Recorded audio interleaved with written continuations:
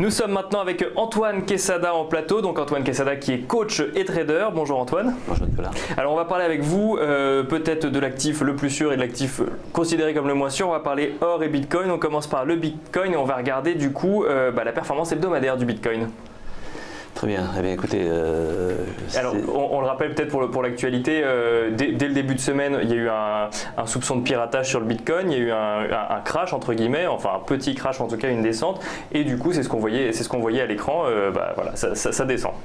Absolument. Mais ce que je voulais vous montrer d'abord ici, c'est un graphique en hebdomadaire, pas forcément ce qui s'est passé cette semaine, mais le graphique historique sur du long terme, puisque chaque chandelier japonais ici correspond à une semaine. Donc vous avez l'historique là de long terme en quelque sorte. Hein. Comme vous l'avez dit, je suis trader et formateur, c'est-à-dire j'enseigne ma propre méthode de trading. Et c'est vrai que ce n'est pas spécifiquement les crypto-monnaies qui m'ont intéressé jusqu'à présent.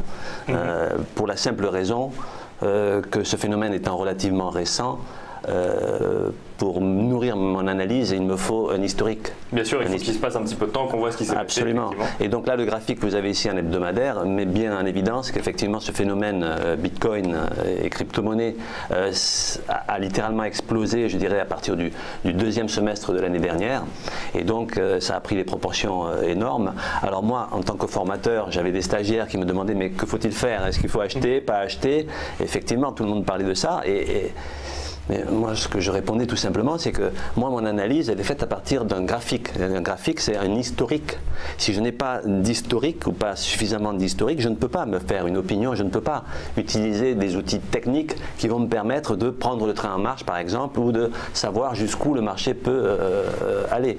Donc, et j'évoquais évidemment le fait que ce phénomène relativement récent, quand les gens achètent simplement parce que ça monte, ça contribue à faire monter, effectivement. Bien sûr. Et ça monte parce que les gens achètent. Donc au final, c'est comme ça que se créent les bulles. J'ai entendu mon prédécesseur tout à l'heure parler de bulles. C'est l'esprit même de la bulle. Quand vous achetez simplement parce que tout le monde le fait, ça crée des bulles ça crée effectivement un effet Larsen, un effet amplificateur dont on ne sait pas où il va s'arrêter, mais dans lequel il est risqué de mettre les doigts si on n'a pas des éléments techniques. Or, moi, je ne fais rien sur les marchés si je n'ai pas des validations techniques, des signaux techniques de ma méthode. Et à ce moment-là, je sais quelles sont les probabilités d'avoir raison. Prendre le train en marche, un train qui est lancé à 200 à l'heure, c'est toujours très dangereux. Et là, du coup, on n'a pas suffisamment de recul encore sur Bitcoin pour faire une analyse. On commence à l'avoir. C'est la raison pour laquelle je voulais en parler aujourd'hui, sinon effectivement ça serait totalement stérile. Donc là, ce graphique hebdomadaire met bien en évidence effectivement qu'après cette forte poussée sur 6 mois de durée à peu près, qui nous a amené pratiquement à 20 000 $ le Bitcoin, bon, le marché par la suite, qu'est-ce qu'il a fait? Il n'a fait que redescendre presque aussi vite qu'il est monté, avec différents stades. Et là, à l'heure actuelle, c'est la raison pour laquelle je voulais en parler aujourd'hui, on est sur un seuil technique assez sensible, hein. On est tout près on est sur la ligne de support majeur, j'allais dire, qui est à 6 000 $, en sachant qu'entre 20 000 et 6 000, le cours a été divisé par 3 en l'espace de quelques mois. Donc vous voyez un petit peu là l'explosion de la bulle, n'ayons pas peur des mots. Donc là on est sur une zone de gros support, et effectivement si ce support lâche, en dessous c'est l'inconnu, puisque là aussi l'historique ne permet pas de savoir où seront réellement les supports inférieurs, hein. C'était la raison donc de ma présence aujourd'hui ici, enfin de choix de ce graphique. Donc si on passe au graphique suivant qui est en journalier, c'est-à-dire voilà, là c'est la même chose mais à l'échelle de chandelier japonais journalier. Donc on voit bien effectivement toute l'oblique baissière qui a été tracée sur l'hebdomadaire tout à l'heure et qui maintenant est devenue une grosse résistance. En clair, pour que le Bitcoin puisse repartir vers le haut, il faudrait qu'il prenne appui. Là, il est sur la zone du support. Il peut éventuellement prendre appui sur cette zone, mais il faudra impérativement casser l'oblique que nous avons là, qui correspond donc à cette oblique de long terme, et surtout franchir ce qui maintenant va être une résistance, qui va être le haut précédent ici, qui se trouve autour des 7 700 $. Alors ce que j'ai voulu marquer sur ce graphique, c'est que il y a eu des phases de remontée avant la descente finale sur laquelle nous nous trouvons, enfin la finale en date on va dire, hein, et il y a un outil que j'utilise beaucoup qui est une divergence baissière classique qui à un moment donné, vous le voyez au milieu de l'oblique en quelque sorte, vous aviez ce segment qui montait au-dessus au-dessus du cours, alors qu'à la verticale, à l'aplomb, donc vous aviez un segment qui lui descendait au-dessus de l'indicateur, qui est un stochastique ici, qui mettait en évidence la probabilité d'un retournement baissier après cette phase de court terme haussière. De montée, ouais. Et effectivement, cette divergence baissière classique, qui est un des noyaux de ma méthode, de ma stratégie, a effectivement repoussé le Bitcoin vers le bas. Et là, l'intérêt de ce que nous avons sous les yeux, c'est que nous avons une haussière classique en formation, c'est-à-dire un segment qui descend sous la courbe des prix ici, et un segment qui monte sous l'indicateur. Mais pour moi, une divergence n'est rien s'il n'y a pas d'autres éléments qui viennent la valider, au sens où moi je l'entends. Pour moi, valider cette divergence, il faudrait déjà que le marché donc casse l'oblique, qu'il vienne dépasser la moyenne mobile 20 d'une bande de Bollinger qui est ici, mais principalement qu'il vienne franchir la ligne des 7700 $. Ce qui n'est pas gagné, ce n'est pas fait. Hein. Donc on est vraiment à un moment charnière où cela pourrait se faire, mais ça n'est pas fait.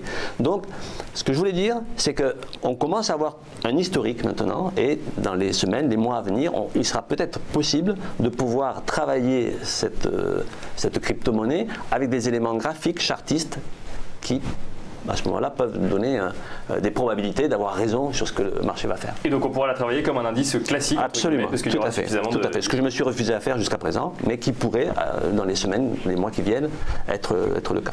Et donc on pourra peut-être faire le même genre d'analyse sur le Bitcoin que ce qu'on va faire maintenant sur l'or, avec d'abord un premier graphique hebdomadaire.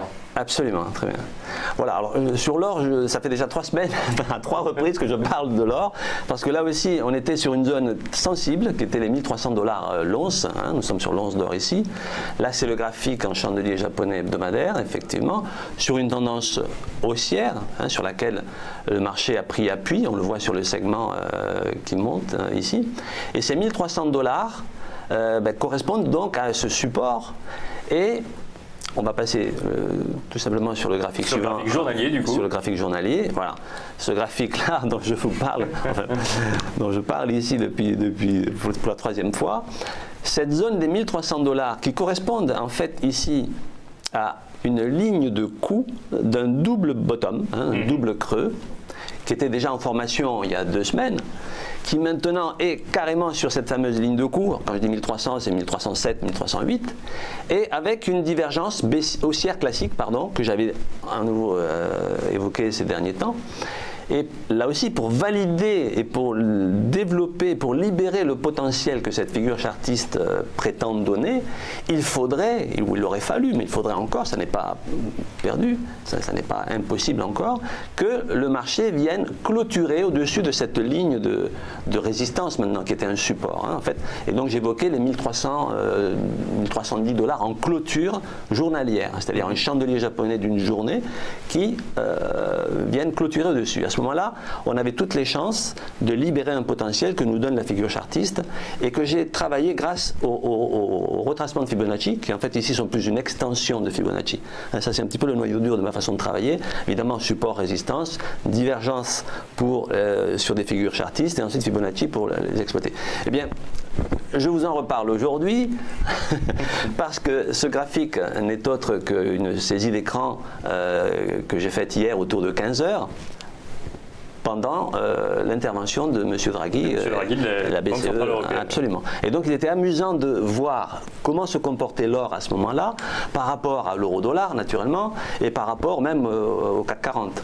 Et donc au moment où j'ai fait cette capture d'écran, vous remarquerez qu'on a un chandelier japonais, donc cette bougie verte d'hier, qui était sur les 1308. En fait, l'or avait envie de casser cette ligne de coup, mais au fil de l'explication des marchés, de l'intervention du marché, il frémissait avec l'envie de casser, mais puis de se rétracter. Puis finalement, il n'a pas cassé encore cette ligne de coup. Et pour cause, les propos, semble-t-il, se sont avérés plutôt rassurants pour les marchés, ce qui a provoqué effectivement une embellie du CAC 40 et une baisse de l'euro-dollar. On ne s'est pas, réfugié sur l'or. Absolument. Du coup, on ne s'est pas réfugié puisqu'on n'a pas peur. Hein. Pour se réfugier, il faut avoir peur. Ce n'était pas encore le cas.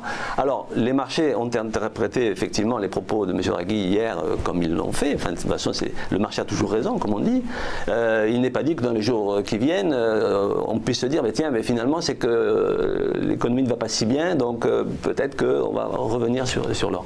Donc voilà ma façon de lire les marchés. Donc ça n'est pas encore validé, ça n'est pas invalidé non plus. Hein. De toute façon, moi je n'interviens pas sur les marchés tant que je n'ai pas une validation de mes signaux graphiques. Voilà, c'est ce que je voulais vous dire. Et donc, du coup, là, une validation sur l'or, concrètement, ce serait quoi? Là, il faudrait clôturer au-dessus des 1308, donc dans la zone des 1310 $ en clôture journalière. Et là, ce serait validé, et là, on interviendrait. Là, on aurait effectivement toutes les bonnes raisons d'investir sur l'or et de viser les différents objectifs qu'on peut voir ici sur les retracements de Fibonacci. Merci beaucoup, voilà. Antoine Quesada. Merci, Nicolas. Je rappelle donc que vous êtes trader et coach et que vous avez développé donc votre propre méthode de trading. Voilà.